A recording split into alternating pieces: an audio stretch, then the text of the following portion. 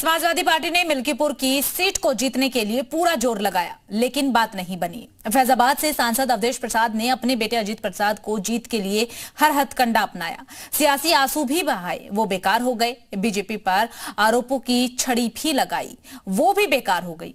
और तो और अब वोटों की गिनती से पहले टोटके भी किए, लेकिन वो भी काम न आए।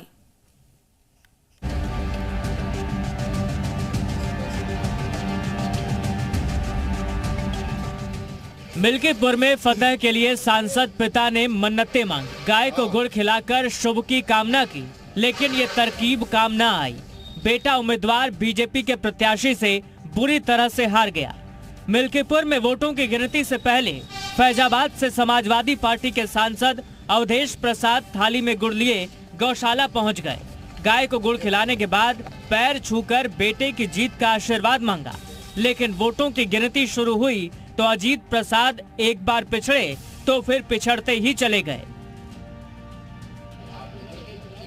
अब बारी समाजवादी पार्टी के कार्यकर्ताओं का मुंह मीठा कराने की थी।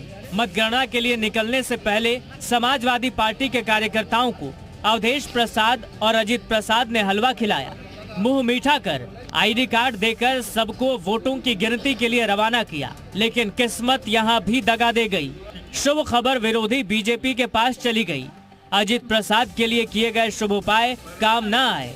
आखिरकार अजीत प्रसाद को बड़े अंतर से हार का सामना करना पड़ा। उधर दूसरी ओर बीजेपी के चंद्रभानु पासवान सुबह उठकर मंदिर पहुंचे, भगवान के आगे मत्था टेका। फिर वोटों की गिनती शुरू हुई तो चंद्रभानु पासवान एक बार आगे निकले तो फिर जीत का परचम लहराकर ही रुके। 61,000 से ज्यादा वोटों से बीजेपी उम्मीदवार चंद्रभानु पासवान ने जीत दर्ज की है। हालांकि समाजवादी पार्टी ने बीजेपी की जीत पर निशाना साधा है। कहा कि सत्ता के बल पर यह जीत बीजेपी को मिली है। समाजवादी पार्टी को पहले ही अंदाज था, जिस तरीके से सत्ता का दुरुपयोग किया जा रहा था, जिस तरह से इलेक्शन कमीशन जीरो हो गया था, तो हम लोग तो पहले ही से जानते थे। इसीलिए पार्लियामेंट में इन लोगों ने इलेक्शन कमीशन का कफन डाल दिया था। खैर जो भी हो, लेकिन बीजेपी के लिए मिल्कीपुर की जीत बेहद मायने रखती है। ब्यूरो रिपोर्ट, जी मीडिया।